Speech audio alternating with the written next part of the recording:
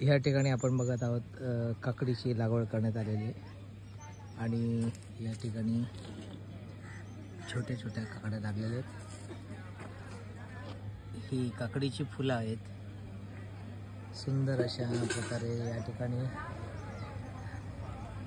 Row केलेले आहेत। 1 2 3 4 5 6 7 ते 8 ह्या रांगेमध्ये ही वाफे तयार करून काकडी लावण्यात आलेली आहे आणि काकडीला आपण बघू शकता किती फुलं लागलेली आहेत आणि या ठिकाणी छोट्या छोट्या काकड्या सुद्धा लागलेल्या आहेत आणि साधारण 10 ते 15 दिवसामध्ये ह्या काकड्या रेडी होतील खुडा करण्यासाठी।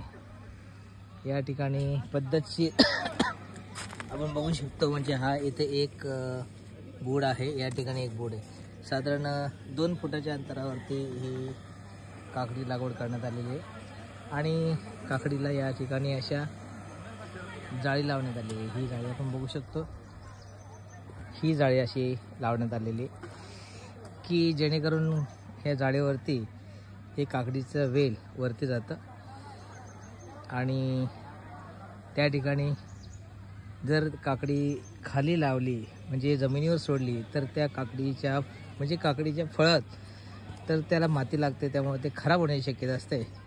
असं हे वरती जाळी लावल्यामुळं काकडीचे जे फळ आहे ते अगदी सुरक्षित राहतं आणि खुडा काढण्यासाठी आपल्याला शोध घ्यावा लागत नाही, ती समोरूनच दिसत असते।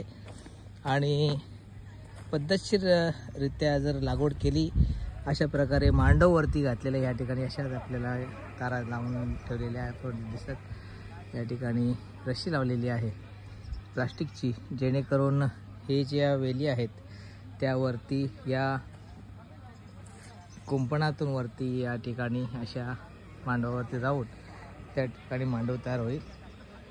अशा प्रकारची ही काकडी बघू शकतो लावण्यात आलेली आहे आणि पलीकडे त्या ठिकाणी भेंडी लागवड केलेली आहे।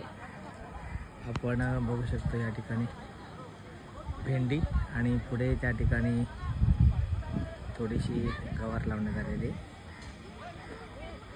आजूबाजूला आंब्याची लागवड केलेली आहे, आंब्याला मोर सुद्धा आलेला आहे।